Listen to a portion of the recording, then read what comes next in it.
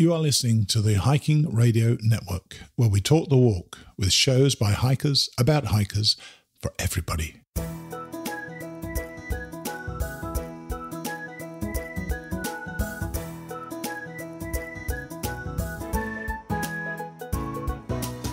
Mighty Blue on the Appalachian Trail, the ultimate midlife crisis. Join Steve and his guests every week as he staggers from Georgia to Maine.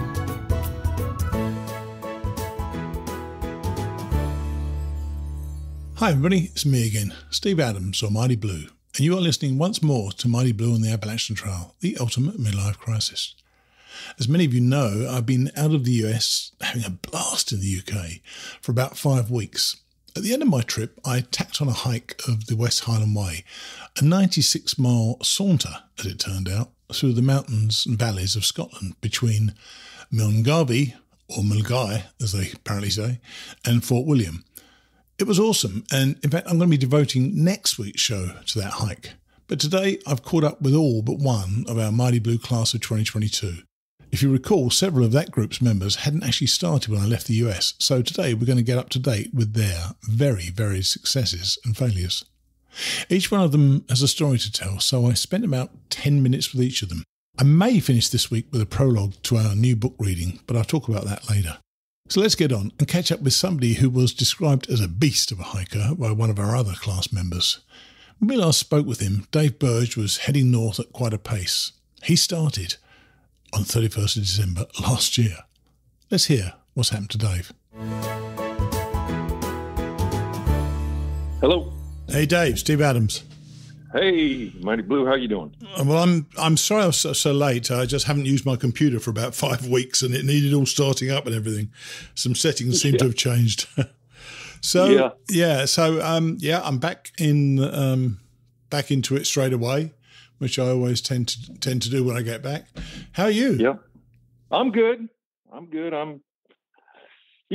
mixed feelings a little bit, but I'm very glad to be home. And I tell you, I just 1,400 miles in 95 days, and I don't know, Steve. It's my opinion that this has been a unusually bad year, weather-wise. Right. I'm watching the weather. There's just no break, and I knew what I was getting into with weather. But you're a guy who deals with weather. So, this is what you do for a living, I guess, isn't it? You're always looking at the weather and so on. Oh, absolutely. What was it? So how bad was it? Because, of course, I've been away, so I haven't seen, what the weather's been like. I know a number of people have said that it's been horrendous and they've had to get off. They've had to get off, at least, albeit temporarily. So what are you seeing? So here's what happened to me. I mean, January and February, I fully expected what I got, sure. and which was, a bunch of snow. And I tell you what broke me, Steve, was the last week of March, northeastern Pennsylvania, right. March 28th, coldest March 28th on record. Oh my gosh. The high that day never got above 20. And there was a 4-day period in there, but on March 28th, the high never got above 20. I had come out of, oh my gosh, I thought I'd never forget this stuff, but can't remember where I was. Pennsylvania. I came, yeah, but I came out of the 501 shelter, and then about 20 miles past that is another place. Anyhow, that ridge there, I did it on that day, and oh my God, the wind was blowing and everything, and so whatever it ended up being, that stretch in there was a Friday night, and I got to the shelter and I said to myself, I've kind of had it.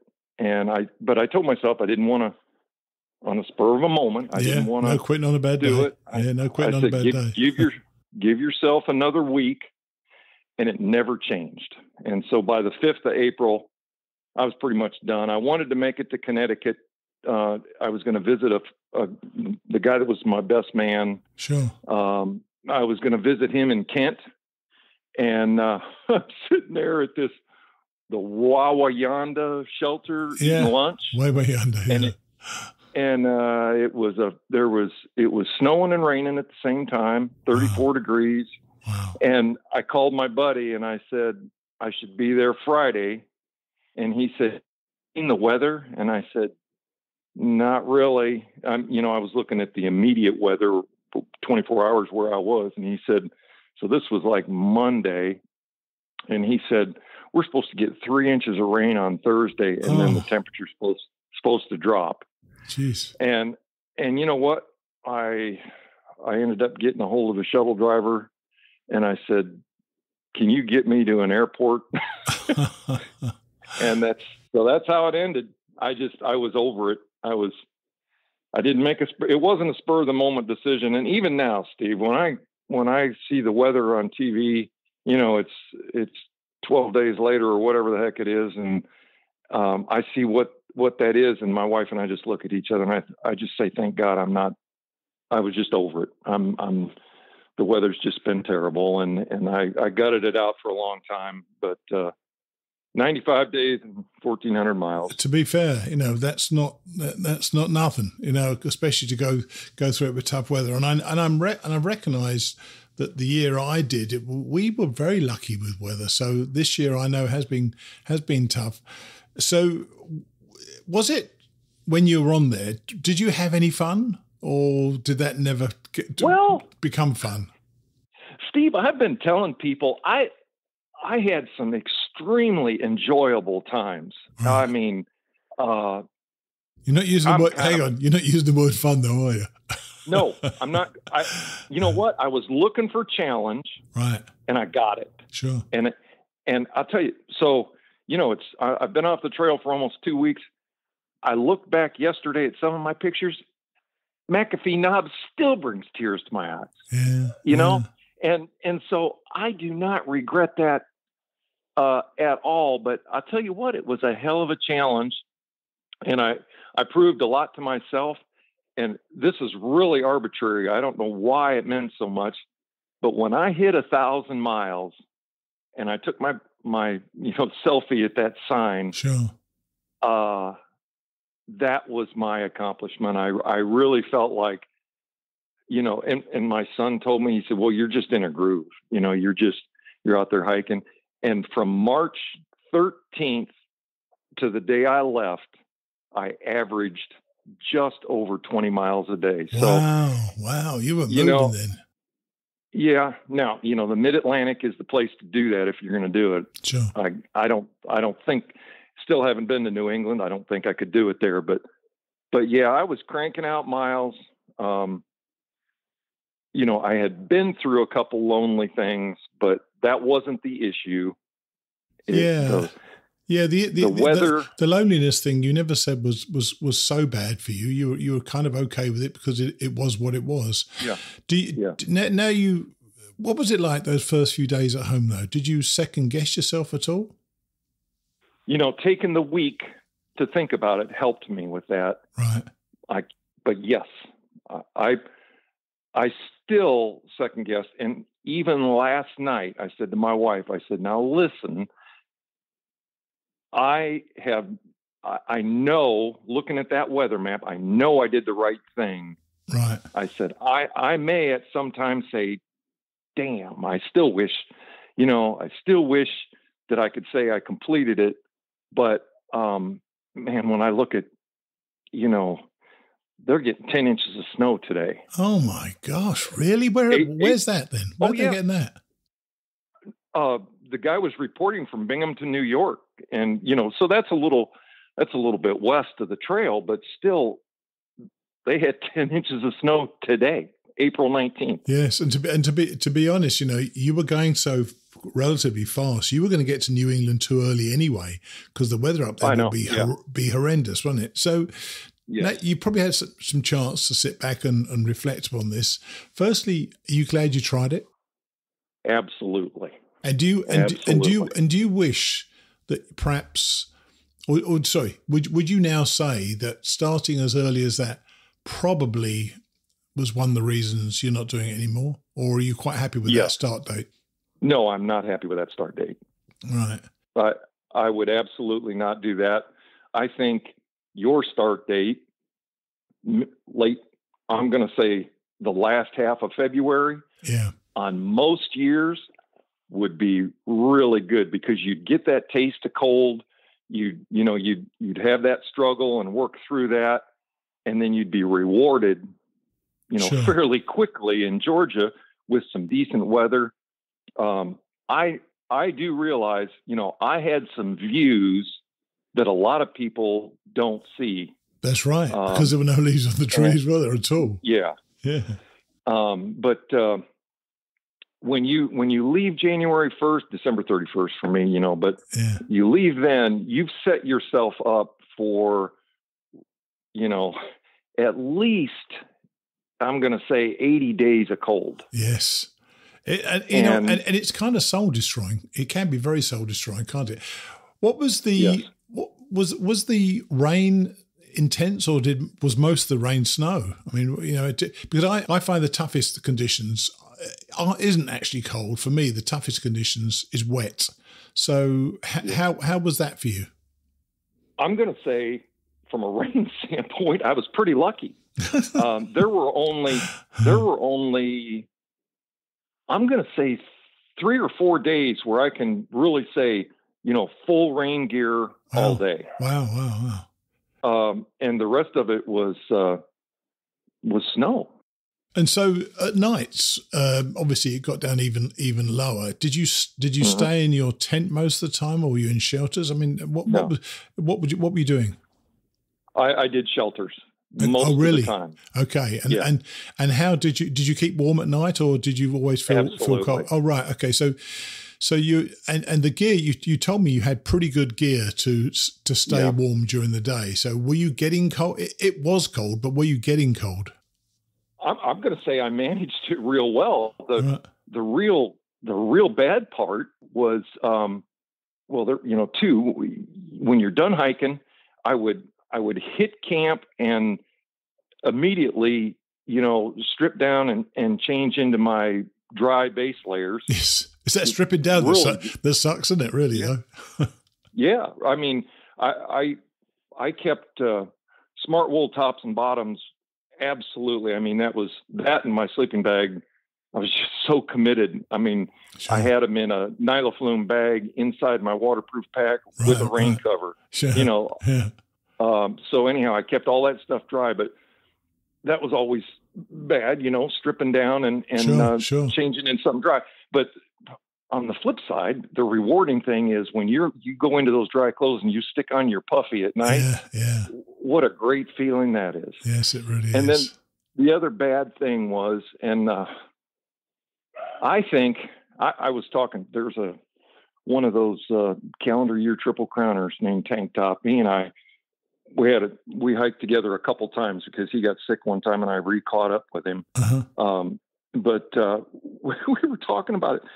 We only had like 3 days that when you got up in the morning that you could get out of bed and you didn't have to hustle to pack everything up and get moving because it was so cold, and wow, what a rewarding thing to get up and be able to get out of your sleeping bag and sit there. And, I like to cook in the morning. So same here. Oatmeal and coffee. Yeah. And so anyhow, that getting up and freezing, especially my fingers, I had to, I had a guide wear shirt, which is a wicking shirt, sure. but it was button down. And I don't know if I told you this already or not. I had to throw it away. I couldn't, my fingers would get so cold I couldn't button my shirt. Oh my gosh, Dave, that is so not. I threw it away and bought a pullover. That is not pleasant. Well, look, I'm sorry that you had a difficult experience there. Has it made you ever want to try it again, or is that not even going to be an option? I don't think through hiking will be an option. And I mean, it's an option, but I missed my wife and my wife missed me. Yeah. And I don't think I could run her through that again. Oh, well, there you go. Well, look, I really appreciate you coming on and talking honestly about it, because this ain't easy. And if the weather's been bad, it's even tougher. So I'm sure you wish everybody well out there. And you met a lot of friends and made some friends this year that must warm your heart in many ways as well. Yeah. Yeah. Well, look, but thanks for being part of our class, and I can just wish you well. And if you do change your mind and get back on the trail, just let me know, okay? Okay, Steve. Thanks okay, a bunch. buddy. Take it easy. Cheers then. Bye. Okay. Bye. Bye. So, the guy I thought was cruising suddenly hit a wall. You know, weather can really gnaw at you when you're out there. Dave had to contend with cold weather for a really long time, and it's still going on. So he left the trail. Yet his McAfee Knob picture still brings a tear to his eye. I thought he sounded hesitant in our chat and, frankly, very emotional, even 2 weeks later, when he spoke about how much he and his wife missed each other. Good effort, Dave. And as I said, 1,400 miles ain't nothing. So well done. So Dave's gone. What about our other early starter? I caught up with Chuck Hayes sooner after I spoke with Dave. Here's Chuck. Hello? Hey, Chuck. Steve Adams. Hey, Steve. How you doing, buddy? I'm good. I'm back in the US, and I'm catching up with people, and I've got some interesting stories from people already. And I know that you're not on trail at the moment either, are you? No, not right this second. Okay, so tell us what's happened. I mean, I've been gone 5 weeks, and when I last spoke to you, you were back on the trail and you were going forward. So what's happened? Okay, so I was back on the trail, and I think we last spoke in Hot Springs, North Carolina. That's right. When I was about to leave. I was about to leave there. Yep. So I hopped back on trail, and I went from there to Irwin. Just cruising. Everything was really good. And one of my buddies, one of my old bosses, actually my boss's boss, was going to meet me on the trail come 1 April. And so what I did is I went ahead and walked out of Irwin 8 miles up to Indian Grave Gap, right. Which that big, when you leave Irwin, you basically got 12 miles. It's a big up, yeah. Yeah, it's a big up. Yeah. And so I looked at the time that I had with him, and the way he hit me up, he was like, I really want to understand what the Appalachian Trail is all about, the people that are walking on it, and the whole 9 yards. Sure. So I planned this whole thing out. And so I walked 8 miles up the hill, so I knew that when we went to start, we were going to stay at Uncle Johnny's the first night, so he could get the feel of staying at one of those iconic hostels. Yes. And so we. Good word for it. By the way, good word for it. Iconic, yeah. Yeah. And so what I ended up, on that one too, Steve, it turns out the new owner of the Uncle Johnny's is actually an old teammate of mine that's retired from the military. But that's cool. a whole nother story there. Cool. So anyway, I picked up my buddy. We went and stayed at Uncle Johnny's, and then we got on the trail in Indian Grave Gap, and then we started walking to, go to the top of Roan Mountain. Uh-huh. And along the way, it was fantastic. He is a young man like you, only 70 years old, and so I didn't want to crush him too much off the bat, but he's in very, very good shape. Uh-huh. And so we were walking anywhere from 8 to 15 miles a day. Nice. And we walked up Roan. Then we came down and we stayed at a couple of hostels along the way. And I gave him a full dose of the Appalachian Trail experience, got him broke into all the words. So he understood what all the words were. He understood that pretty much everybody on the Appalachian Trail is on their best behavior. It is what the world should be all the time, in terms of helpfulness and just how kind everybody is. In a lot of cases, I think we reveal the best part of ourselves on the AT. I absolutely agree with that 100%. 100%. I am totally with you. And so anyway, he is from the East Coast, but he's currently been living in California a long time. So it's really got sunk into his soul. So, when we would go get something to eat, maybe like at a Tennessee restaurant, he would ask them for soda water or something like that. And I'm like, and I'd have to explain to the proprietors that, he's from California, so he doesn't know to ask for sweet tea with lemon in it and stuff like that. So anyway, we had a great time. He learned all of his trail terminology. He got himself a trail name, and it was good. And the best part, Steve, was this. So the trail is getting more. There's a lot of people on the trail right now. There's a ton of people on the trail. It's going crazy. Yeah. And so anyway, we were at this one campsite, and there was probably 15 tents, and it was a 6-person shelter.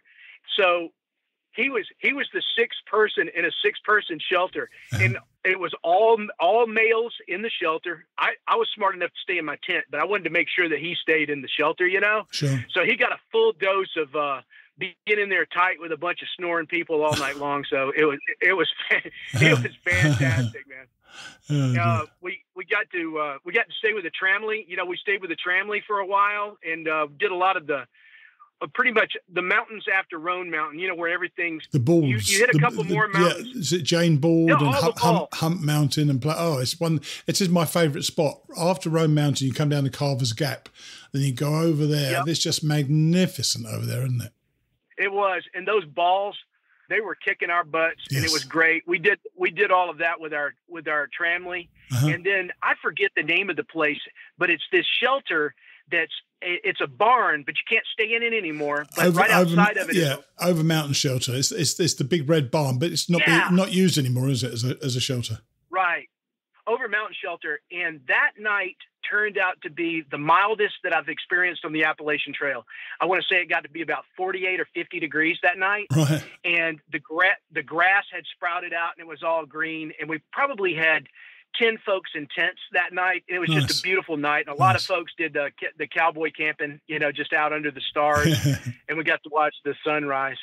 And so, let's see. And then, so we did all of that. And then he had to get off the trail. He got off the trail. We got to Lake Watauga, and he had to get off the trail there. Yeah. And so anyway, I did about another 2 days on the trail there, and I got bored. And I was like, you know what? I'm going to wait a month until my son gets out of school, and then I'm going to punish him with some high-quality father and son time on the Appalachian Trail. Oh, right. So hang on. So you got to Hampton, Tennessee, which is near Watauga. You did a couple more days, which leads you down into to Damascus, doesn't it? Did you get to Damascus? Yep, absolutely. Yeah. Right. So no, I didn't. Just outside of Damascus. Right. So what happened then? You just left the trail then? Yeah, I went and spent my wife and family, they were spending their spring break in Gatlinburg, so I went and visited them for a day or two. And then when I was there, I had a small accident where I got a laceration on my shin that it should have required about 3 stitches, but I didn't go to the hospital. Right. And so it's still in the process of healing, and I didn't want to get out there and get it infected. And I'd already talked myself into the high quality excuse of waiting until my son gets out of school to get back on the trail again. Nothing wrong with that. You know, Steve, and you know what, Steve, I'm probably going to go back to, Lake Watauga around there, and I'm going to see how bad the bubble is. And if the bubble is bad, I may just punch far north and then start coming south or something, because I found that, I don't know if I like it with tons and tons of people out there. I mean, the campsites were, the tons of people. I mean, I love talking to people, but I mean, it was almost like everybody was running to get to the next tent site or the area, you know, to get set up early. That's no fun. That's no fun, Chuck, at all. It's not. Just the whole idea of, I call it, in the military, we call it head down, ass up. You know, you're just like staring at your feet, walking as hard as you can to get to the next spot. Right. And I was like, nah, I don't know about that. So I'm gonna see how it goes. And you know, I've kind of succumbed to the thing that I may be the longest guy on the Appalachian Trail this year. I don't know. Last one to Katahdin wins. Don't worry about that. Don't worry about that at all. I got plenty of time, buddy. So what's your actual plan then? When did your son get out of school? He gets out of school toward the end of May, the beginning of June. Right. Does he know your plans? He does. I was actually talking to him yesterday. I was like, now buddy, he's a ninth grader, so he's a rising sophomore. I was like, you don't have to do it if you don't want to. And he goes, no, I want to do it. I think it'll be fun like that. And so I think that can con him into at least a couple of weeks. Yeah, that's right. You know, depending on how much fun I keep it, we'll probably keep him out there. So where would you intend to start back then? Would you go to Harper's and go south until you meet where you were, and then carry on going north after that? Because people will drop out as time goes on. They just do. Yeah. You know, I don't really know yet. I'm thinking what I'm going to do is go and get on the trail about where I was and just see what it feels like and see what's up with that. And if it's too out of control, I may punch like way further north. You know, I don't know if I want to go all the way to Katahdin and start walking back the other way, but you know, I definitely want to move up that because I really want to leave the Katahdin part for the end. Good. You know, I think that's an important part. I tell you what about going? Well, the problem is you can't go up to New Hampshire or Maine too early because the weather's been pretty lousy this year, and it's already taken a few casualties and people have just dropped out the hike. Why don't you go somewhere? I don't know, Connecticut and come south or something like that, and then go back and finish at Katahdin or finish from Connecticut north. It's a wonderful hike from there. And of course, you need to have all that strength on your legs for when you hit New Hampshire and Maine anyway, because it's not easy. Right. Absolutely. And that'll be the case. Though I'm working out here, I know that losing what little trail legs I had as it goes, because they go so fast. Yeah. It's amazing how fast they go, Yeah. So how long have you been off now then? 3 days, just 3 days. All right, not too bad then. Okay, not too bad. All right, no, well, look, everything's good. You know the deal. We want to stay in touch with you as things go. So next time you get back on, let me know, and we'll have a chat with your boy on the show as well. See how he's enjoying it. All right. That'll be classic, Steve. I really look forward to it, buddy. Thank you. Okay, buddy. You take it easy, all right, and we'll speak soon. Sounds good. Cheers, then. Bye. Cheers. So Chuck's currently off the trail, but he's going back with his son. How nice is that? I'd imagine he got into the idea of hiking with somebody when his buddy joined him. I must say I was a bit surprised being referred to being bored in those days after his mate went home. And maybe that just shifted his hike a little bit. When his son joins him, I'm sure it's going to revitalise his hike. But anyway, he's still trucking on. Good to see.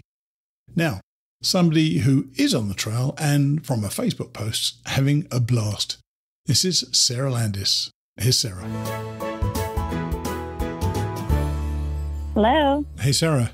Hi there. How are you? I'm not bad. How are you? So you're still there? Still? Yeah, I am. So so talk us through it. When did you start? March 19th. Okay, so you've been out there for exactly 1 month. Yes. How are you feeling? Really, really good. I've been speaking to a couple of other people, and one guy started at the beginning of the year. In fact, actually, on the 31st of December, and he's now off because it's he said it's been so cold and snowy and so on. But I saw a picture of you the other day swimming somewhere. So, yeah. So tell us. So talk us through it. Tell us about the beginning. So in the beginning, I ignored all the advice that you gave me about starting slow. Yeah, excellent. And so me and a couple people, we all met the first night, and we've been hiking together ever since. But nice. We just started going for like 15, 16-mile days. Oh, wow. Yeah, and then we instantly regretted it. Like all of our bodies just like broke down.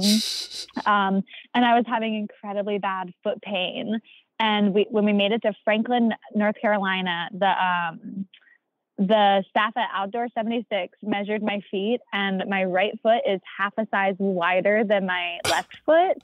And so my boots were just too tight, and that's what was causing so much pain. So instead of buying new shoes, we just took the sole out of my right boot. Oh my and gosh. I've been pain-free ever since. And we slowed down our pace a bit, and we just did like no more than 12 miles, like between 8 and 12 for like the next week. And we kind of got our stuff back together. Start slow is pretty good advice, don't you think? Yes.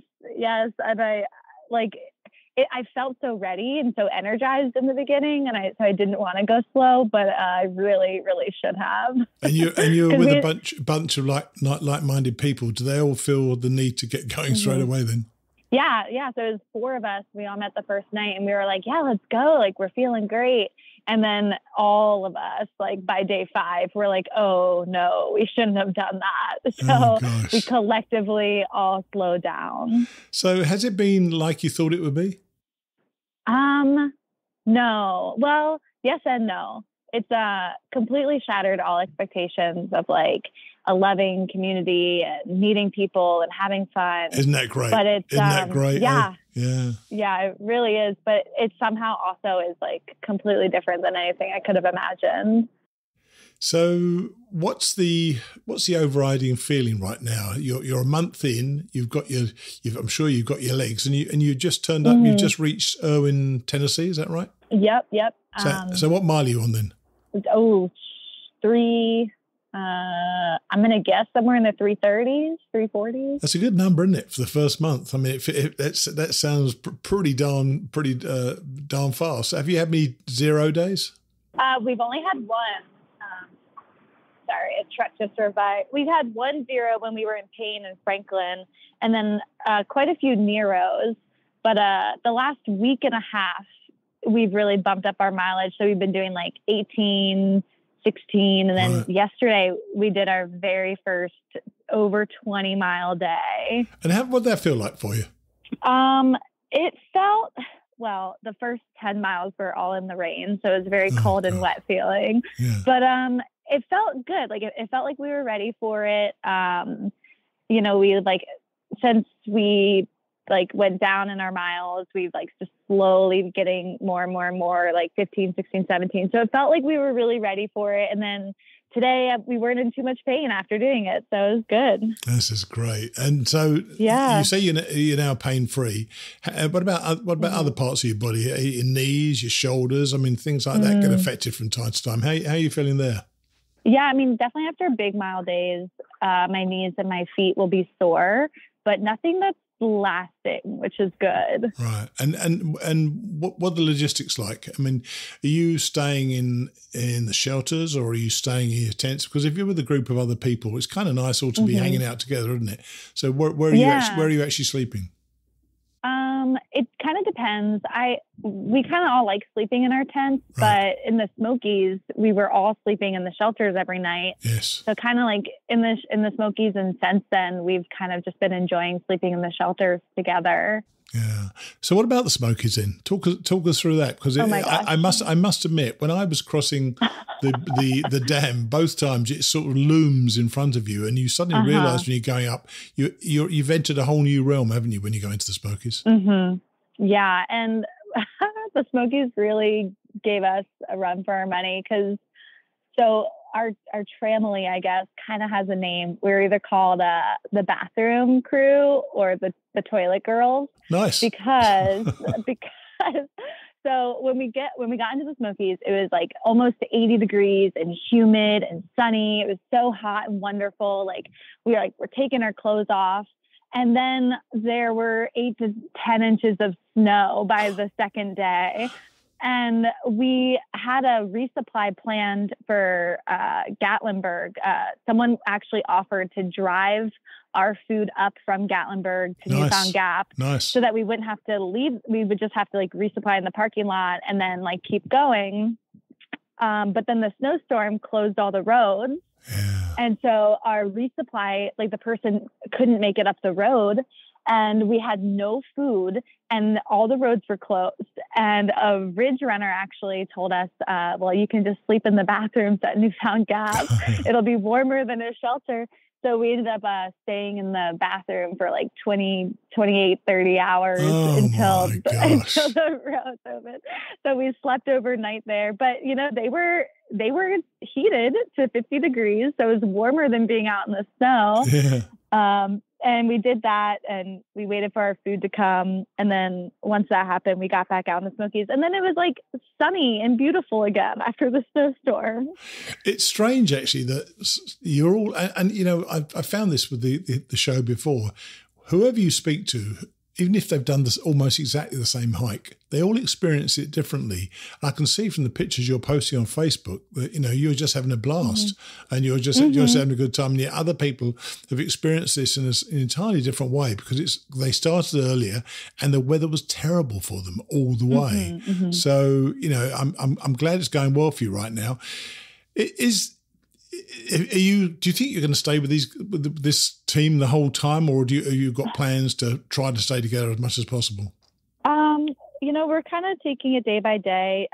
Two of the people in our group just fell behind after the Smokies. Right. So we're going to see them actually here in Irwin as our meeting place. Right. But we're kind of just playing it by ear. We'd like to stay together for as long as possible, but we'll see. There's plenty of people we've met that are a little bit ahead of us or a little bit behind us. So, none of us will be completely alone, at least. So talk to us for a minute then about the community. What are you seeing that you weren't expecting? Because you were, on this show we always say, it is all about the people. What have you found? Yeah. What have you found that you weren't expecting? I think just that every single person is so different. like, kind of expected everyone to be like a certain type of person or a certain type of way, but everyone out here really is like unique and just totally different than what I was expecting, like, you know, some like young, athletic, like bro type people. And I was expecting like older, retired people, Sure. But it's like, it's literally just everyone, like from every walk of life, and everyone is so kind and welcoming to each other. Yeah. And I think I was just, I was expecting a type of person, but no one out here is a type of person at all. Isn't that interesting? Isn't that interesting? Mm-hmm. And has your name Sunshine stuck with you? It's just sunny out here. Oh, right. You become sunny from sunshine. Yeah. Well, that's great. You know, we're going to catch up again, obviously, in a couple of weeks' time. But I'm so pleased you're going well. And like I say, I can see from the look on your face and the pictures you posted, you look absolutely living the dream right now. So, yeah, so I really am. So just keep going and enjoy everything else that's going on with you. Awesome. Thank you so much. All right. Cheers then. Cheers, Sonny. All right, see ya. Bye. So, she's still on it. Really, her photos are joyous, and Sonny is how she comes across. But, like so many others, she started off too darn quickly and regretted it after 5 days. That is definitely the piece of advice that I think is critical. Start slow. Allow yourself to get into the hike, and then increase your miles as the hike moves forward. Let's face it, I'm a slow hiker. Yeah, even I did this trail both times. I took 6 months, starting very slowly to begin with. There truly is no hurry. What about being stuck in the bathroom at Newfound Gap for about 30 hours? Oh my God, that would have driven me crazy. But Sonny just keeps smiling. Very nice. Now, two of my favourites, Hugh and Kerry Ickrath, were always going to be a bit of a test case. They were trying to do it platinum style, avoiding camping out and spending their nights in hotels and hostels. Now, I know a lot of you weren't hopeful for their prospects. Well, let's hear how it went for them. Here's Hugh and Kerry. So, now I've been looking forward to this particular conversation because I know that what I'm looking at on the screen right now, and I know none of you can see this, but Hugh and Kerry Ickrath are not in shelters on the Appalachian Trail. So my guess, or even hotels. So my guess is they're back at home. So tell me, what happened? Oh, well, I guess the key really was Kerry's knee. Gosh. You know, we had some issues before we left, but we were hoping that they could get worked out, you know, as we built strength on the trail. And, sure. You know, despite the forgiving nature of the Shenandoahs, you know, it's still, you know, that's still mountains. It's still a lot of climbing. Yeah, you still got to climb up. You still got to climb down, absolutely. Ain't you? So it's, you know, it was pretty tough. And so what do we have, about 2 weeks, Kerry, before you wound up getting the car? I think it was right at 2 weeks. Yeah, right about 2 weeks. I went and got the car. And at that point, we started where I would hike in with you to a certain point. Then I would hike back to the car, move the car, hike in to meet up with him, and then we'd hike out together. Right. So I was hiking probably a half an hour, 45 minutes less than him, but way fewer miles because I wasn't going as fast. So that was working for us. So the plan, the spreadsheet that you had, how quickly did that get kicked into touch? Or did that still work out? That worked really well, actually. We stuck to that plan, you know, as we had said before. You know, we had those reservations and shuttles and all lined up, and that was all pretty much set in stone. And we were able to stick to that. And, you know, in the end, we completed all but the Tinker Cliffs McAfee Knob 2 days at the end. Yeah. And I really did that on purpose because I didn't want Kerry to miss out on that. We figure we'll, you know, attack that at some point when we're healthier. So because of the snow initially, we had missed out on the first 4 days. So we ended at Daleville and then pop back up to the top of the Shenandoahs there at Thornton Gap and finish those 4 days. All right, I see. So how do you feel? I feel good. I feel like I'm looking forward to us actually doing another section. Right.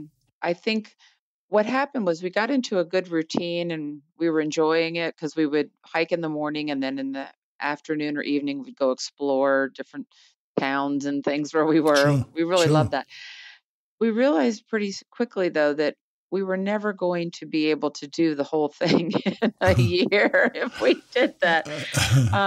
And really adding anything beyond 4 hours for either of us, it was too taxing on both of our knees. So, we really want to do some strength training around that before we tackle another section.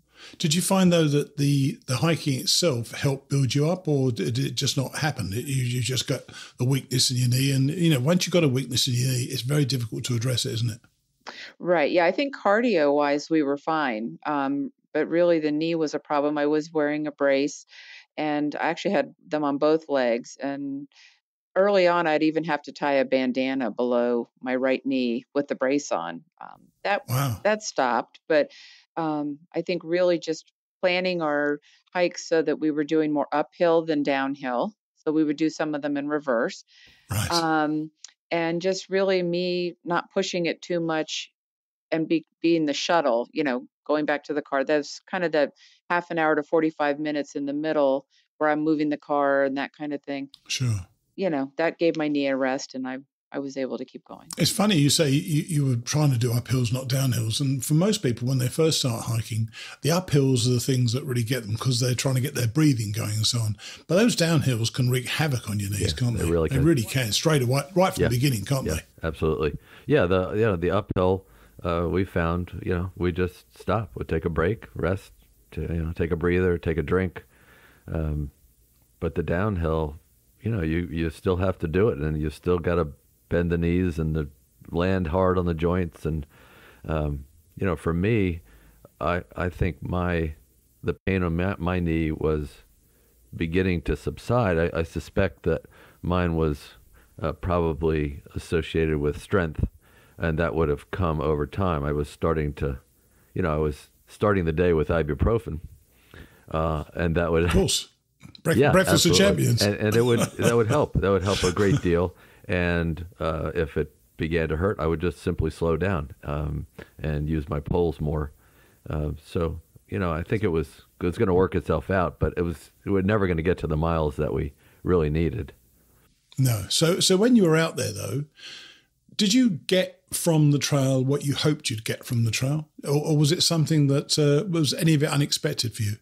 Well, for me, what was unexpected was my willingness to hike by myself. Because, I was so afraid of bears and everything. But out of necessity, I would be hiking back to the car 1.5 miles. I would be hiking in 2 miles to meet him. One day I even hiked over 4 miles to the top of a very scary overlook. I was terrified. And then I had to hike down by myself because Hugh was stuck at Skyland. I'll let him tell you that story. But for me, the idea that I was even willing to do it, and I was singing and I was joking around that I was taking requests. I was like, just get me out of here. But I nothing bad happened. No bears, no scary people. I was actually quite surprised that I was willing. Yeah, to and do I don't that. really know how much fear she was, feeling, but she never verbalized it. She seemed perfectly comfortable doing it that way, and it was really more probably a matter of not willing to continue that month after month after month, knowing that we could never finish anyway.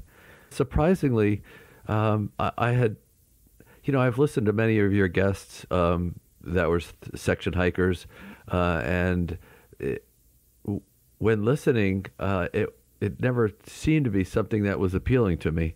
But I came to a realization that that was absolutely something that I could get behind, and it seemed to would work for us.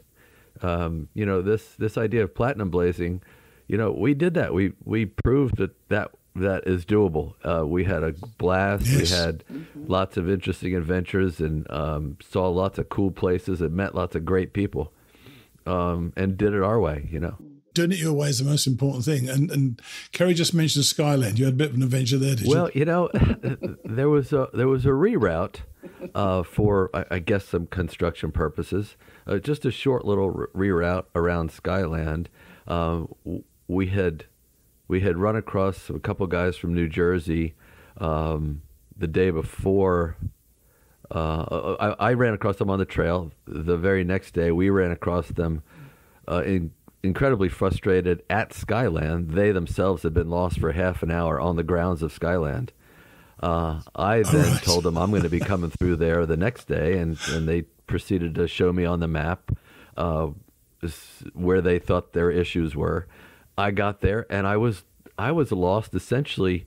I don't know if lost is the right word, but I could not find the trail numerous times. It was the map was, I'm going to say, poorly done. Maybe it was the map reader. I don't know. But I had, knowing that those two guys, had such difficulty, I don't think it was maybe totally the map reader. But I had real trouble finding my way out of that place. Right. and as you know, Shenandoah is pretty well known for the bears. Did you see any bears? Because it's been very cold this year, hasn't it? So I wonder if the bears were actually out, or are they already out in Shenandoah?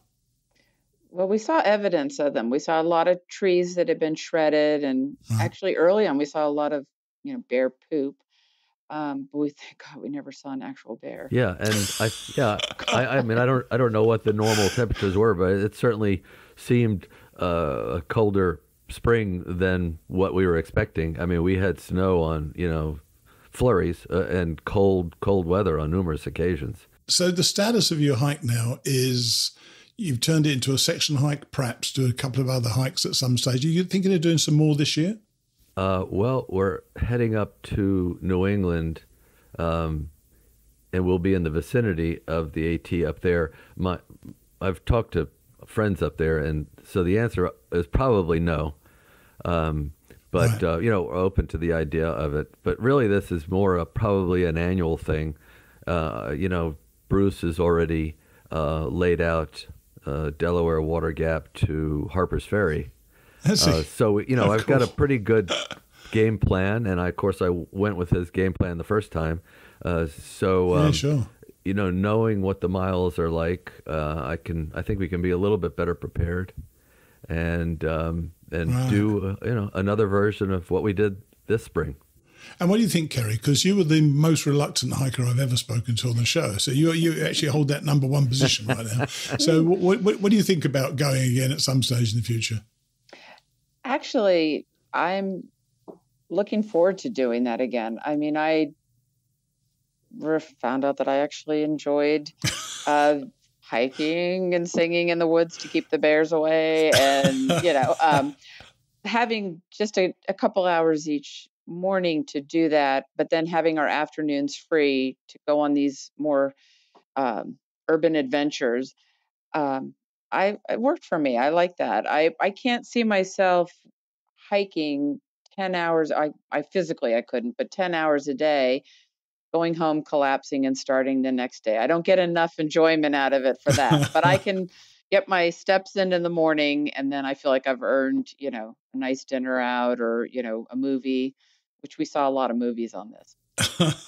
Do you know what? I love the way you've done this. You're both smiling, which is a good thing, by the way, because a lot of people, when they get off, they get upset that they've got off. But you've actually achieved something. You've done a month or however long you did, and you did it on the plan that you actually had. So you executed the plan you had, and after a month, you said you were going to look at it again. So I think it's great that you've done it. Come back, you now know. I think also the fact that Hugh, particularly for him, you think a section hike might be more your speed or your style. Well, then there you are. That's great. Why not? People worry too much about doing things everybody else is doing. So doing the things exactly the way you've done them, I think it's just wonderful. And I'm glad you were our most unusual couple of the class of 2022. I love the idea of the physical challenge and all of the adventures of doing it all in one fell swoop. But, Kerry gets to join me in doing it this way.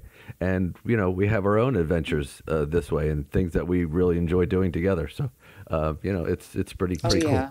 And I'll also say that being able to go out to dinner or a movie or walk around to town was great, because what I found is a lot of hikers love to talk about their equipment. And I don't care about the equipment. I don't know. They'll ask, what poles are you using? What shoes? I'm like, I don't know. They're blue. Hugh bought them for me. I don't know what they are.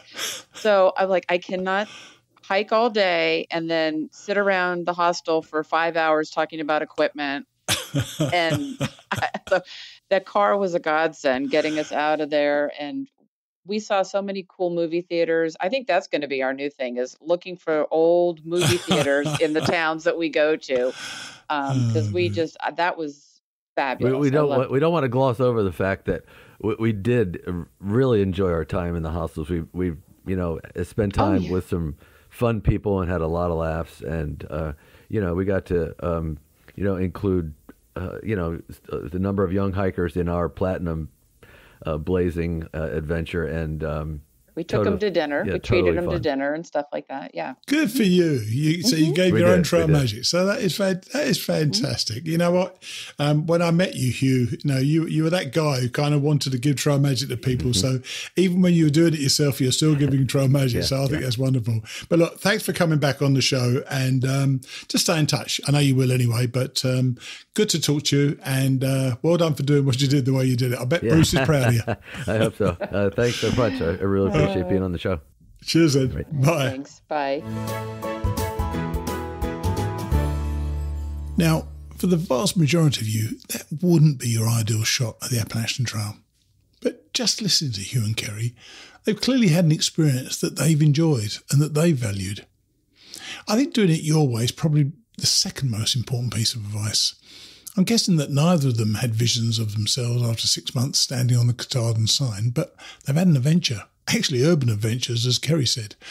I was able to see them while we were speaking, and they both had broad smiles on their faces. Way to go, guys. You did it your way. You can't ask for more than that. Now, we were also due to be speaking with another member of our class of 2022, but Sarah Fox, who, if you recall, was going with one of her dogs for part of her hike. Yet she informed me that she's had to have unexpected surgery this week, and this has pushed her hike back, probably for the rest of this season. We wish Sarah a speedy recovery. So while I've mentioned dogs, I briefly caught up with Daniel Whitesides and his dog, Frankie, on Tuesday, and he's loving the whole deal. Here's Trumpet. So, we're on now with one of the best named members of the class of 2022, Trumpet, Daniel Whitesides. Hey, Daniel, how are you? Doing pretty great at the Standing Bear Farm Hostel, just chilling with Frankie. Right, so you're at the hostel, which is quite something. How was the Smokies for you? You're just out of the Smokies, aren't you? So I didn't do the Smokies. We got a shuttle around them because you can't have a dog through it, and I didn't really want to kennel Frankie because that would not go well. That's right, yeah. So we just went straight from Fontana yesterday to here. Oh, okay, right. So how's the hike gone? I mean, when did you actually start? What day did you start? The second. You started the second, so you've been out there for over 2 weeks, just over 2 weeks. How's it gone so far? Because the weather, I know for a lot of people, has said it's been pretty darn cold. It's definitely cold. There was a lot of snow. We had one day, our first 20-mile day, we actually did in the snow over Standing Indian Mountain, which was a lot of fun. I borrowed my friend's extra sleeping bag liner, so I was carrying 2 liners and my 20-degree bag up until now, which I definitely needed. And I'm still seeing reports of people having snow on the trail. Yeah, well, I've been speaking to somebody earlier on today. He's actually just finished. He didn't want to go any further. He got to Connecticut. There's snow forecast up there as well. So it's really it's all the way up the trail. And of course, it's still going to be in New Hampshire and Maine for a long, long time to come. How's Frankie coping with the weather? He's doing great. The reason we did 20 miles on the snow day is because the colder it gets, the more energy he has. Like on the days when it's 20 degrees, we're finally at his room temperature. Oh my gosh, really? Double-coated husky. I mean, they can withstand up to like -50, -25 in the winter. Yeah. And this is with his summer coat shedding off. No, he loves the snow. That's cool. I was kind of worried for him, but of course, being a husky, of course, I'm sure he's supposed to be used to it as well. Is he? And how's he been with other people? Have you run across many people so far? Yeah, we ran across a lot of people. He's been great. He started this annoying alert barking behavior where every time someone comes into camp, he would bark at them. But we have been working on it. He's been doing a lot better. He's been super friendly. People love him. People love seeing him. I always comment on the eyes and stuff. We've met a couple other, I think like one other dog through hiking as well. That was pretty cool. Yeah, he's been a hit. And what about the logistics? I mean, I know you said he eats quite a bit. So how's that working out for you?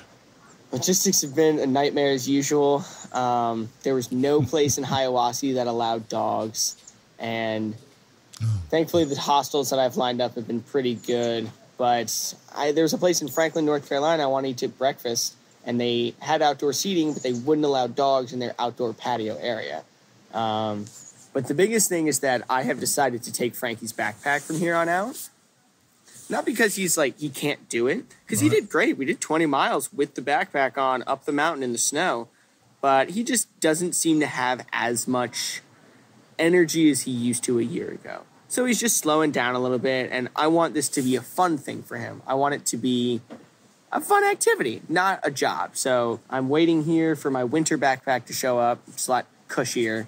And I'm going to start carrying both of our stuff for the remainder of the trail. So how much are you carrying altogether then in that case? So we have a 100-mile stretch coming up. Probably going to be like an extra 8 pounds.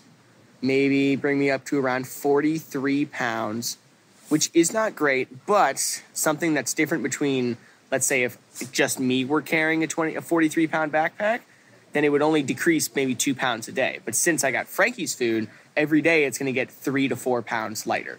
So it's doable, you know?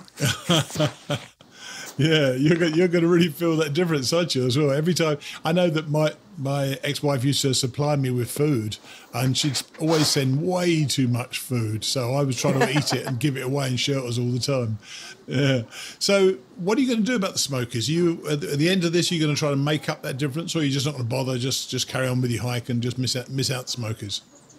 Yeah, just miss out. I mean, it would be cool. I really would like to. Mainly, I met some cool people I wanted to hike with, but considering how slow I'm going now, having to wait for this backpack, they'll probably catch up to me. But we already did 2 50-mile shakedown hikes before this, so I am technically hiking 2,200 miles. But I'm sure I've said it, I don't really care about the title of being an AT thru hiker. I just want to spend 6 months in the woods with my dog, and it just so happens to be here. And you're actually staying at the place that people used to refer to the vortex. You get the vortex of hanging around one particular place. And Standing Indian Farm it's just Standing Indian, isn't it? Or Standing Bear. I never remember Standing Bear or Standing Indian Farm. Standing Bear, yeah. Right, Standing Bear Farm. People hung around that place for days on end because it's such a cool place, isn't it? It's really cool. Definitely very dog friendly. I'm sleeping in the mailroom, which is pretty cool because they didn't have any other private rooms. And when I showed up yesterday, it was raining and it was packed with people.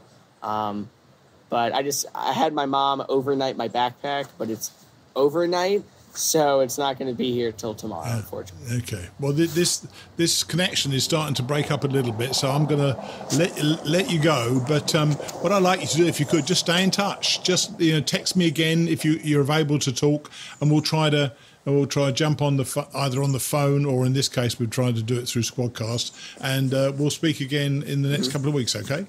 Yeah, will do. I'll try to make sure I have better connection next time. Okay, mate. Well, you take it easy, okay? And I'll speak to you soon. Thank you. Talk to you later. Yes, I'm afraid the connection was very delayed, so I had to do a bit of creative editing. Yet you can tell that this very relaxed young man is having a ball with his dog. He seems to be doing the hike very much for his dog, and Frankie is probably the most comfortable hiker out there in these cold conditions. Now let's talk with Dom Tammaro. Dom has been a joy to talk with in his preparations for the trail, and I was really looking forward to seeing how he's done so far. Here's Dom. Hey, Dom. Hey, how are you? I'm good. How are you? Very good, thanks. Right. Well, we're recording, so we go straight into it. Very good. So I'm back and you're there. So what's the state of play? When did you start? Where are you now? What's going on? I started on March 24th. Uh-huh. And I continued for probably 2.5 weeks until I got to Franklin. Right. And then Franklin, if you remember, I was getting off to go to a meeting. That's right. Yes. And but just before that, I had two slight injuries that it caused me to think I couldn't go back to the trail unless I got them checked out. What happened? What happened? Well, we were at standing Indian shelter, right, and it was supposed to be a tremendous amount of rain the next day, starting around 2. So I got up early. Actually, everybody in the shelter got up early. We were all hiking before light, and as I was pushing it beyond my usual pace, I slipped. I stepped on a rock or did something, and I pulled my calf muscle on my left leg, which hurt like the dickens. So because of that, I slowed down, which meant this wasn't my best day. This is actually the worst day. All right, that's good stuff. So it slowed me down, which meant not only didn't I get to the shelter in time, but I got soaked. And as I was trying to get water, I slipped and re-injured it. Oh, dear me. And so I basically stayed in the tent for most of the day until it cleared up. Uh-huh. Then we had a nice time gathering out and surveying the damage.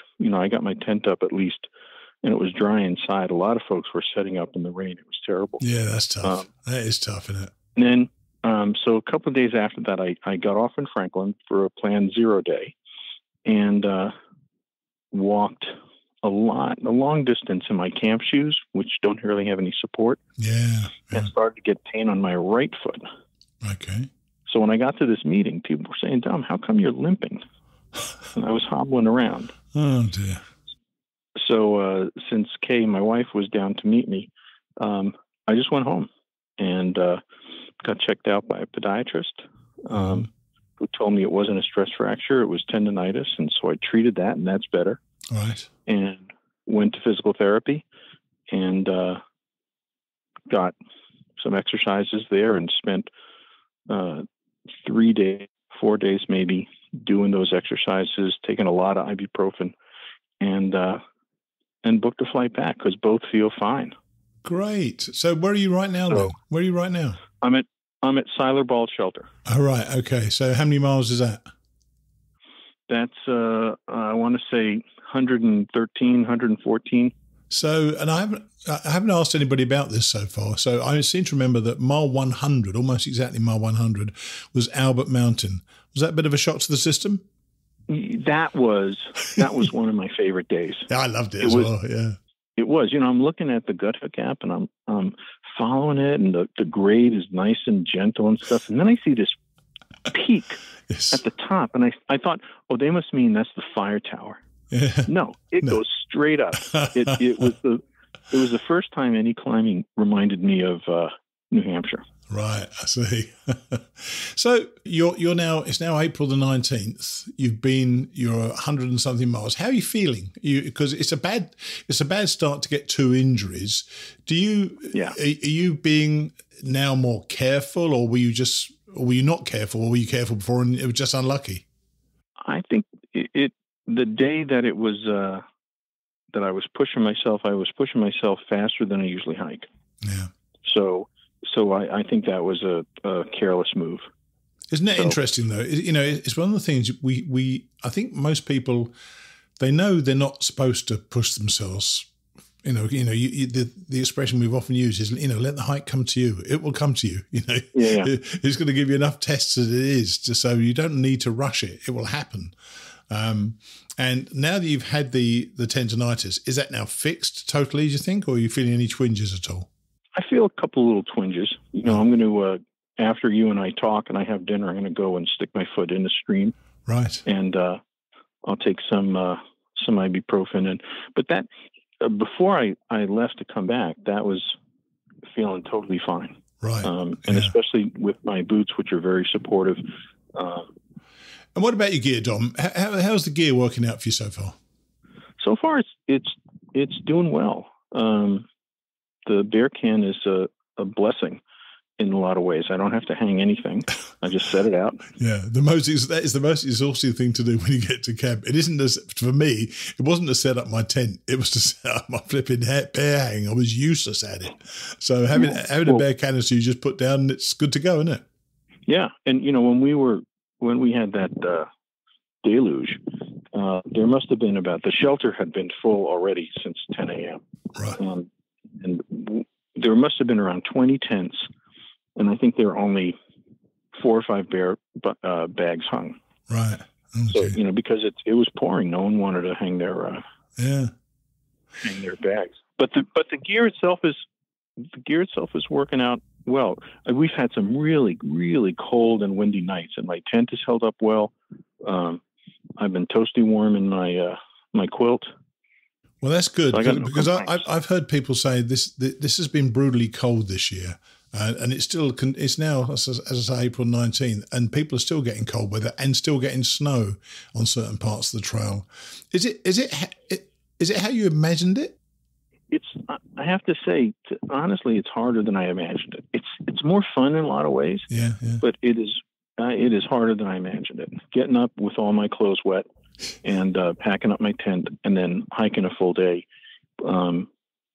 really was something I had to reckon with. And in the end, I was fine with it because there were so many other good things later on that day. I mean, the people here are just wonderful, and that's one of the things that makes it so much fun. Yeah, the getting up when your clothes are wet, there's nowhere to dry them overnight. You put them wet and cold clothes, but the remedy for that, of course, is to hike hard hard as you possibly can, but obviously not overdoing it. Get yourself warm, climb uphill, and your own body heat will tend to dry it out within a couple of hours, won't it?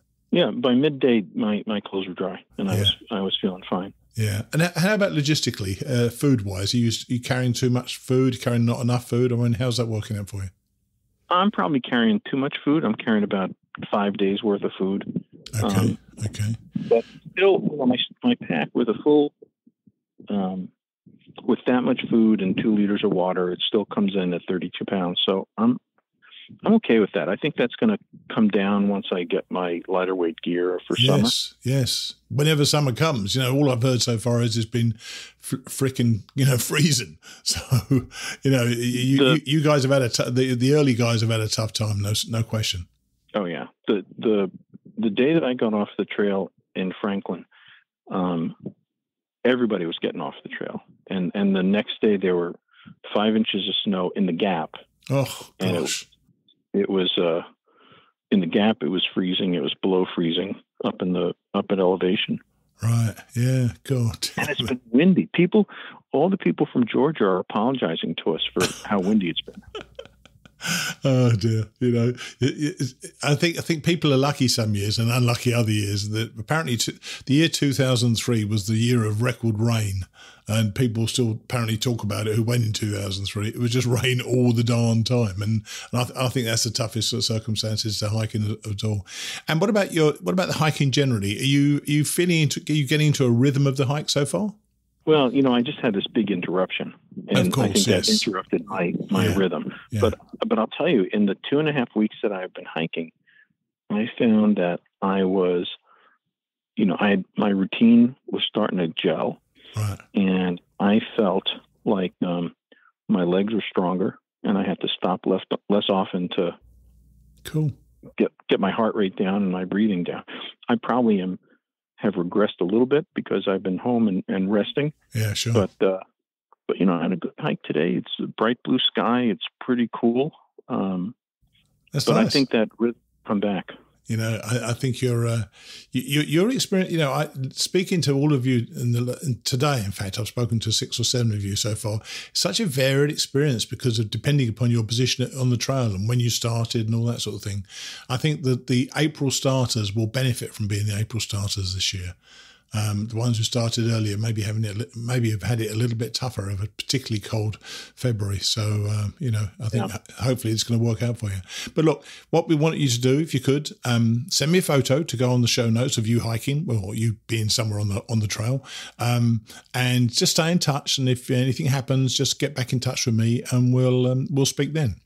Will do. Okay, Dom. Good to talk to you. Speak to you soon. Okay. All right. Take care, Steve. Cheers. Bye.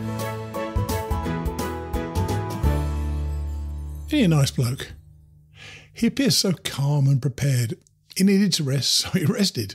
He knows the trail is going nowhere, and he's now pushed past 100 miles. He's actually a bloke I think I could have enjoyed hiking with. I'd imagine that neither of us are exactly speed merchants. He has a kind of laconic humour that appeals so much to me. Nice to hear him and see him on his way. Now, 3 to go. And I'm aware that this is going to be a long show, but I wanted to catch up with everybody at once, then resume those irregular catch-ups going forward. I've already decided I won't be adding the prologue to our new book reading, so that will probably come next week. For now, though, let's hear from Barry Hill.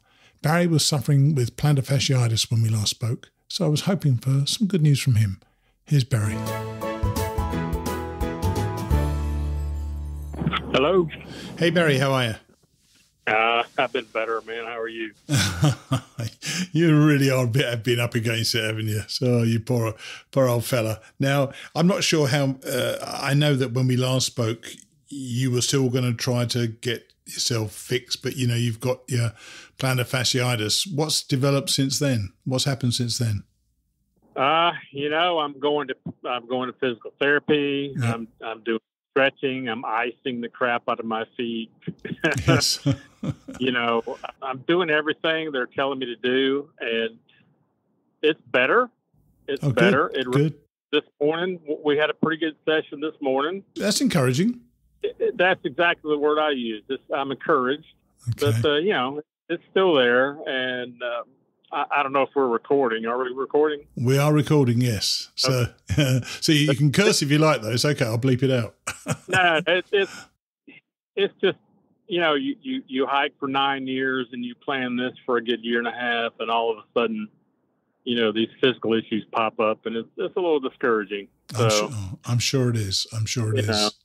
So the feeling of it now, because I've been away 5 weeks and it was hurting then, and yet it's still not right now. Are they saying how long it should be before it's ready? They don't know. I've got a friend who's a runner and a hiker, and it took him 9 months. Oh gosh. Okay. To get over this stuff. It is not everything I've read and understand. It's not a real quick fix. No. So you're seeing a physiotherapist right now, you say? Yeah. A couple times a week. And what does the physiotherapist say? They really haven't. They're just like week to week, I think, and we'll reevaluate next week. And you're now thinking to yourself, it's the 19th of April today, so you're running out of a little bit of time. So what's the outlook for you as far as you're concerned this year? Well, to be honest with you, I had a good talk with my son, and I don't want to be in a hurry. I just don't want to be in a hurry. Sure. I don't anticipate doing this more than once, and I'm a planner. I like to be 100%. Uh-huh. And I had a good talk with my son. He's like, why don't you just quit work like before Christmas, come to Florida for a few months, spend some time with your family, and then hit the trail next year much earlier than you had anticipated this year. Well, funny enough, that may not be a bad plan. And if you can logistically do that, that may not be too bad at all, because I've been speaking to people this year, Barry. The weather has sucked this year for hikers out there. Yeah. Maybe it's been a bit of a blessing in disguise. It probably doesn't feel like it right now, but I can see a lot of people have been struggling with the weather, either too much rain or too much snow, or, all sorts of stuff going on out there that, you may think to yourself, if I was ever going to get plantar fasciitis to put it on for a year, that may well work out to be the right time to do it. Well, I know it's terribly crowded, yeah. And I think that may still be a result from 2 years of COVID. Yes, probably. Yeah, probably. So I'm hoping, even there, maybe it'll be a little less crowded next year. Yeah, I wouldn't have too much hope for that if I was you. This is an incredibly popular trail, Barry. So but you're going to take it when you're going to take it, and I suppose next year. And I know you want to start April the 8th. Obviously, that's an important date to you, but. You know what? You're still honouring your daughter's memory by doing this anyway. So whenever it is you do it, you're going to be, it's still in honour of your daughter anyway, isn't it? Correct. Yeah. So I had a good discussion with him. He's like, dude, just keep working. Quit at Christmas. Come to Florida for a few months because they're down there near you. Oh, they were? At Lakeland.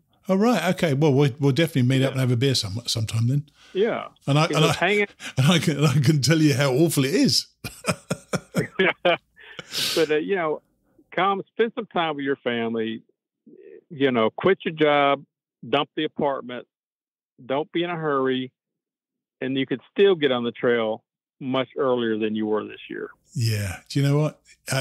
Your son sounds like he's got a good idea there, as far as I can say. Because you know what's going to happen now. Your foot, the PF is going to start feeling a little bit better. You probably think, I can probably just about make it. And you know what? Maybe you can't. You don't want to rush this thing, do you? You've waited a long time. It's still going to be there next year, isn't it? It will, and I do not want to rush it. I want to enjoy it and take my time. I'll be 61. Exactly. There you go. You'll be a year older. Yeah.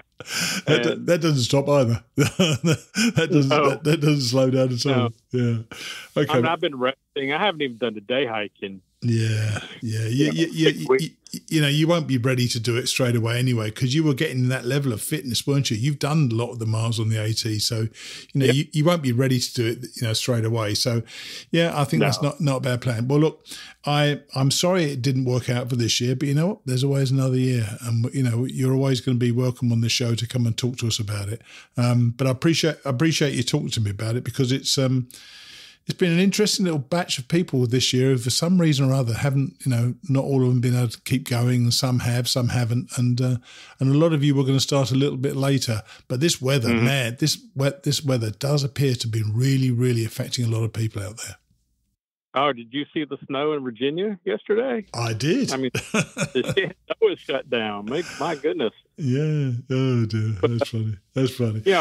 There's a reason for everything, and this is also part of long distance hiking. You've got to deal with stuff like this. Absolutely. So that's a good attitude. It's just reality. That's a good attitude. Okay, man. Well, look, just stay in touch with me anyway. Just send me the odd text to see how things are going and that. But I will. We'll look out for you on the trail next year. Then, all right? Absolutely. That looks like that's what's going to happen. So I appreciate it. Okay, buddy. We'll stay in touch and we'll speak soon.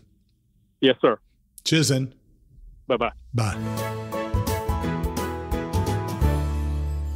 How disappointing for Barry. He's been so diligent about his training, and he's really embraced the thought of the hike, and he gets afflicted with PF. But that seems like a plan to me. He's going to miss out on this freezing weather and be ready for next year, when, of course, it's going to be much warmer. Who knows? Just two more. Well, two groups before people. Now it's Joanne Birditt, and like all the others, Joanne's first pass at the trail didn't go quite as she'd hoped. Here she is. Well, hello there. Hey, Joanne. How are you? I'm well. How are you? I'm very well, thank you. And you've probably had one of the more exciting journeys so far. Now, I've been away for 5 weeks, and when I went away on the 10th of March, you were soon to. I wasn't quite sure when did you actually start? March 19th. You started a week later, or just over a week later, March 19th. Tell me what's happened. Yeah. Tell me what's happened. So I hiked for about 10 days. Uh-huh. Well, not about. I hiked for 10 days and made just under 138 miles. Hiking was great, but I did two big mistakes. Uh-huh. One is I did a horrible resupply Right. and ended up in really, really cold temperatures with absolutely no hot food or hot drinks. Oh, dear. Yeah. And the other thing is I was in the bubble. Right. Is that a bad thing? And is that a bad thing? it is. it's a horrible thing. Why do you think that? Tell me why you think that. Well, first of all, we talked. I'm an introvert, so all those people was a little overwhelming. Okay. But more importantly, you're competing for resources. Sure. Like you have this like unspoken stress of getting to your location, whatever it may be, and hoping to get a flat site or whatever. Yeah. Literally, Steve, 35 temps at these sites. 35. Oh my gosh, that's terrible. Yeah. And I've heard the numbers are massive this year. So you really went at a very, very popular time as well. It was awful. But you actually went off quite fast, didn't you? Say 10 days, 138 miles, nearly 14 miles a day as an average right from the very beginning. So how did that affect you? Because I know you're quite a strong hiker anyway, but how did you feel doing that mileage? The hiking was fine. Like, honestly, that was the only really good part. You just couldn't shake the people off. You just couldn't shake the people off. You know what? I have never seen so many people. Like when we hike out west, you almost never see anybody. Yeah. And the competition for the resources, like I don't want to sleep on a hill sideways, sliding out. You know, it's not fun. Yeah. And the resupply I did was really, really horrible. I got into town twice, and both restaurants, neither one of them had a vegetarian option. Oh, right. Wow. So I was just getting side dishes.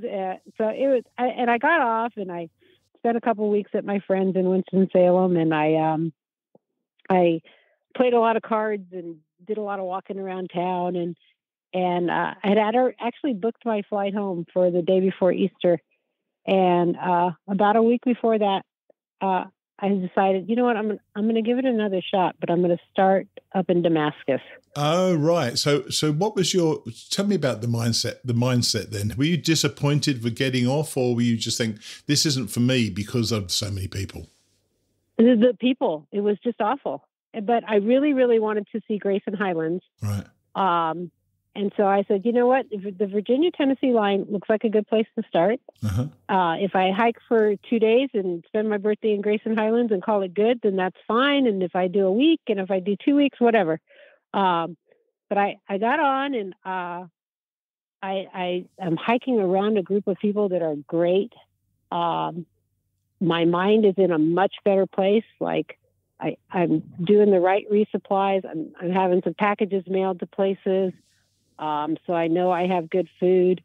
And it's a lot better. And the hiking in Virginia is just freaking beautiful. I think so as well. I think it's underestimated state. You know, it's a long state, and you feel like you're going to be there forever.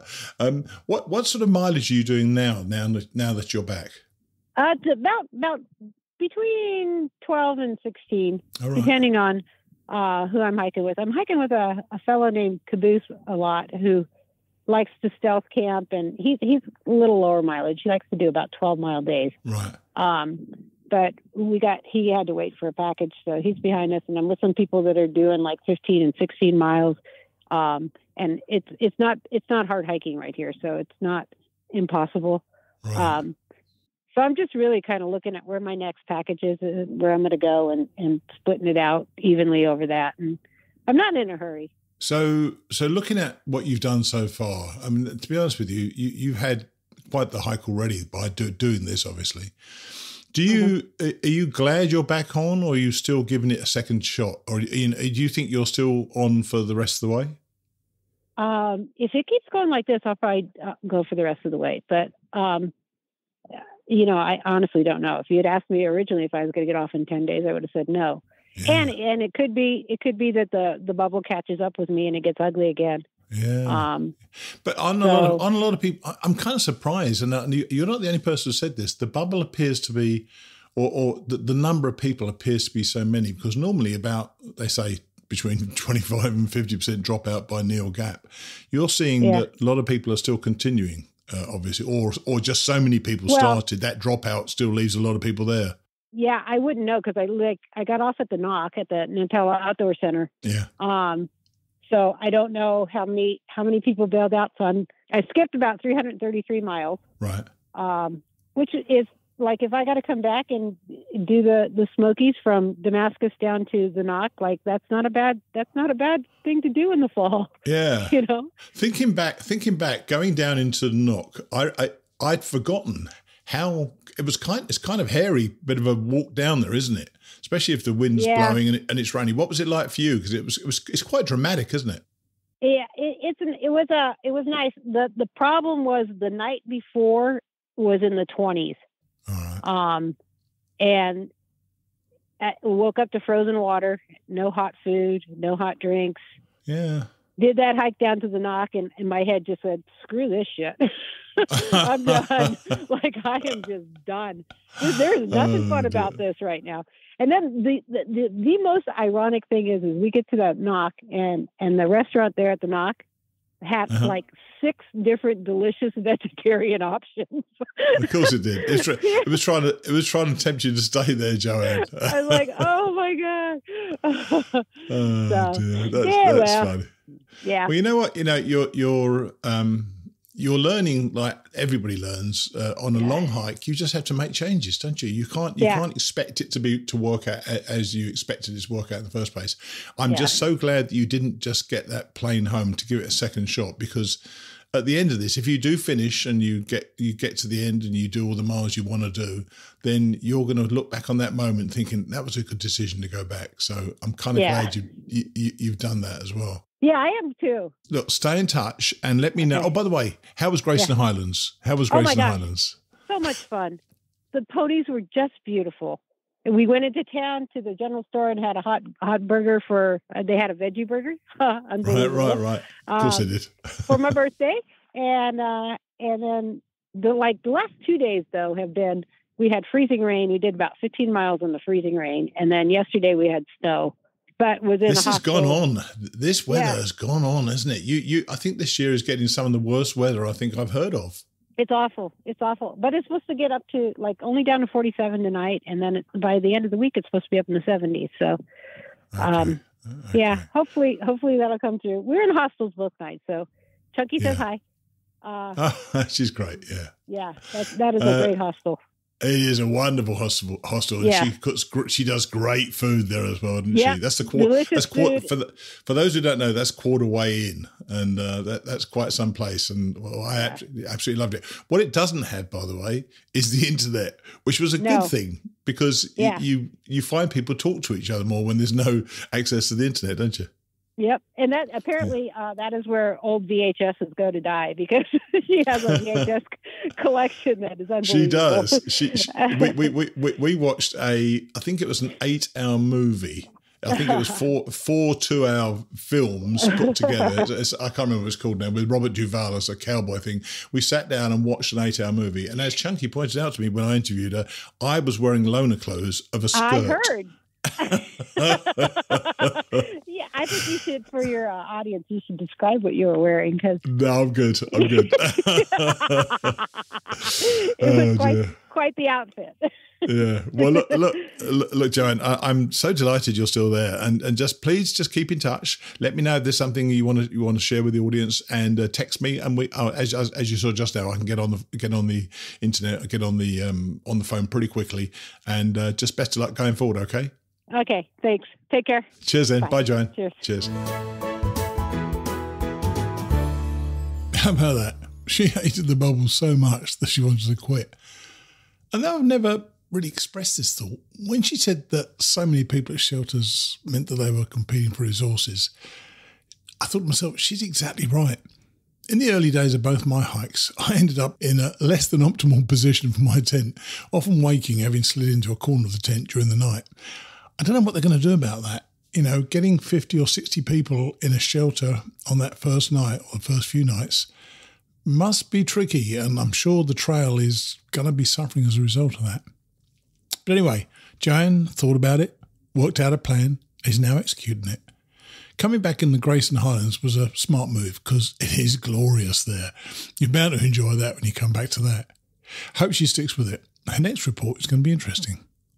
Finally today, Kera, Ryan and Brittaney spoke with me just before lunchtime on Wednesday. So let's see how they're getting on. Hello. Ryan, hi. Steve Adams. Hey. How you doing? Welcome back. It's been a long time, 5 weeks. It seems to be a long time to be away, but I'm back into it straight away, and I've interviewed everybody in our class of 2022, and you're the last ones to speak to. So, wow.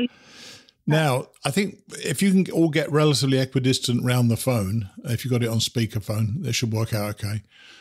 Yeah, we're all huddled around my phone right now. So. Where actually are you?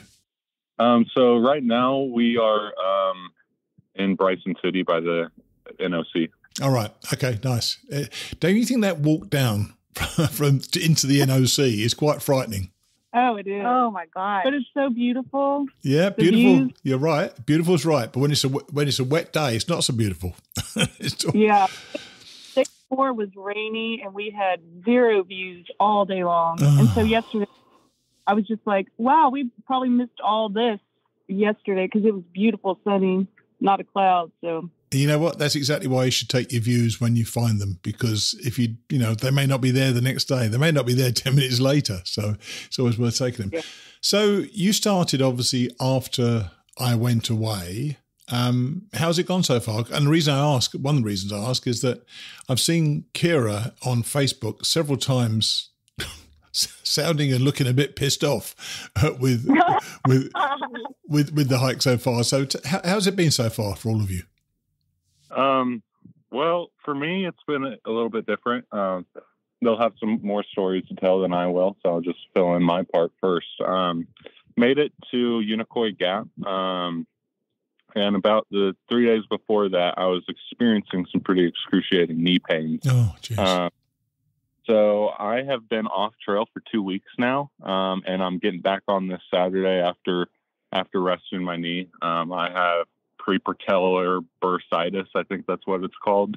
It was pretty excruciing. Worst pain I've ever had. So how did it come about then, Ryan? Do you think, or do they know? So overuse. I guess I didn't train enough, and then I remembered about 2 weeks before I left for the trail. I was running up the stairs out of my mom's basement, and I. That time you got out of that bloody basement, by the way. Yeah, but I fell and I hit right on where that bursa is under your kneecap. Gosh. And I just totally didn't remember it because I never had any pain from it. Right. But when I got home from the trail, I remembered I was going up those stairs and I was like, oh man, I remember falling up these stairs. So I think it was a combination of overuse and that fall. Like, so what date did you start then? On the 28th. Or actually 29th. Okay. Yeah, sorry. Of March. Yep, correct. Yeah, right. So you did, how long were you on before you were injured? You said Unicoi Gap. Yeah, so 52 miles. Right, okay. And so did you go home at that stage? Yeah, so... back to the basement?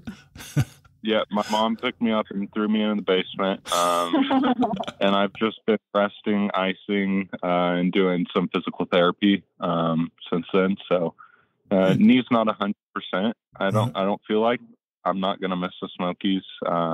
Just going to go ahead and continue to take it slow through the Smokies and see how it goes. Yeah, sure. Oh, that's a sad start. You had, and the two ladies, Kera and Brittaney, you've had pretty cold weather, haven't you, so far? How's it been for you two?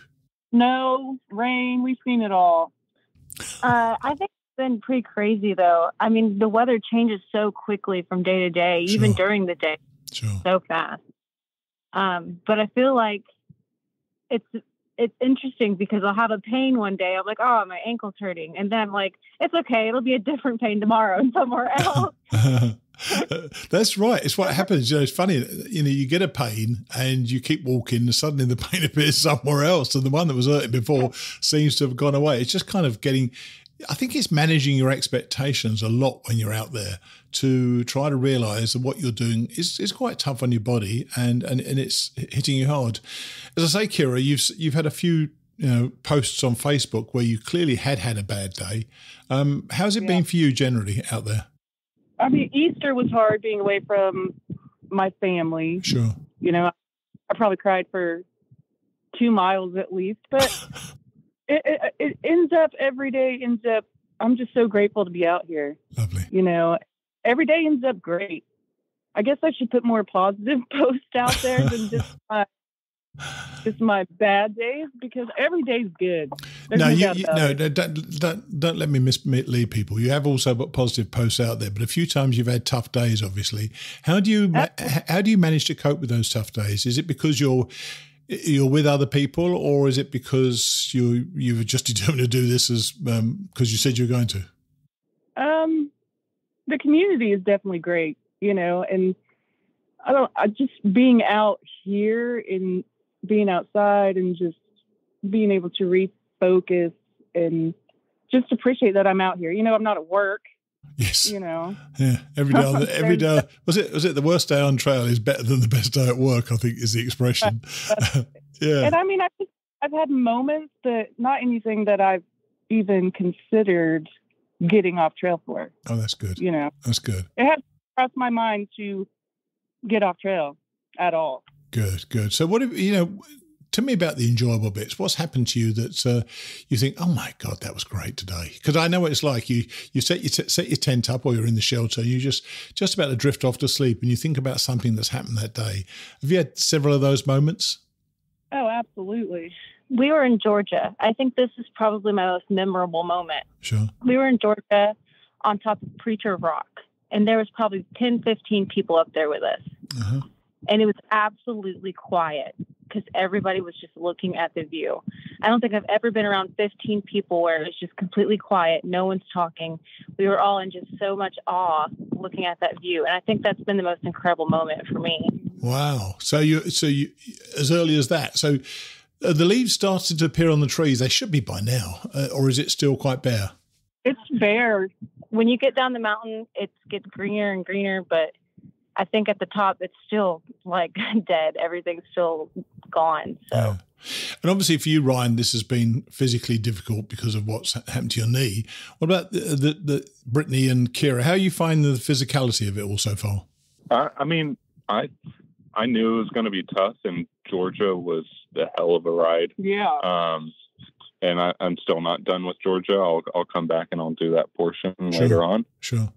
But man, everyone tells you these stories. Oh, going up Blood Mountain is so difficult. It's going to be so horrible. Uh-huh. And then you go and you're stressing about it. You're like, oh, it's going to be tough. But then you take it slow and you get to the top and you're like, man, that wasn't as bad as everyone was saying it would be. I think the mental of the weather and everything else has been more difficult than the physicality of it so far, other than, of course, me getting injured. But yeah. And I seem to remember that when it was very cold, it's so difficult to boil your hot water, isn't it? It just takes ages to boil hot water. And that gets kind of depressing because you're really waiting for something warm to eat and you're bloody freezing. Yeah, and they ran out of gas because so long. Yeah, that is another problem. Yeah, carrying the right amount of gas. So, has it been as you'd imagined it would be, ladies? Has it been as much fun as you're expecting, or more? A lot more, for me anyway. I mean, yeah, I think my expectations were really different. I think I was worried about all the wrong things, and not excited about all the right things. And so coming out here, my perspective on the whole thing is completely different. I mean, I'm just so happy to be out here. I'm happy to be around people that are doing the same thing as me. It's just really exciting, like all of it. And I spoke to somebody a couple of hours ago, actually, one of your fellow class members of 2022, and she hated the bubble because said it was just so many people. You arrive at camp and there were 20 or 30 tents already up there, so it's difficult to find a flat spot. Have you found that difficult as well, or are you just happy just to muddle in and get sorted out? Only in a few spots. Have we found it a little bit difficult. I think I've only had one night's sleep where I was completely sideways. Oh, that's a nightmare, isn't it? So I mean, most of the time we're getting to camp earlier than other people, I feel like. Oh, that's good. Yeah, we're making sure that we're taking it easy. I mean, I had maybe one day over 10 miles, and the girls have had like a couple days over 10 miles. Yeah. And so we're having days like 8 miles. So we get into camp pretty early. So it's nice to get that first pick of the flat spot. I bet it is. Yeah, darn right. So are you generally staying in your tents or are you going to shelter sometimes? We have not stayed in a shelter at all. Yeah, you haven't missed anything, trust me. It's a shambles. It can be a bit of a shambles. Yeah, we do. I'm like, yeah, I'd rather not do that. Yeah. It's just it's not great, is it? It really isn't. So, what I'd like you to do, just stay in touch. Now I'm back full time. I'll be obviously putting these shows out regularly. If something comes up you think you'd like to share with me, just text me, and I'll be able to jump online and we'll have a call then. Okay. All righty. Yeah, absolutely. Well, one thing, we all three have our trail names now. Oh, excellent. Go on then. What are you? So I am Sasquatch. Sasquatch. I thought you were bound to be Basement. I'm so disappointed. Sasquatch, yeah. Basement. And it's like mustache. So Stash Squatch. Oh dear me. Oh, interesting. And what about you, Brittaney?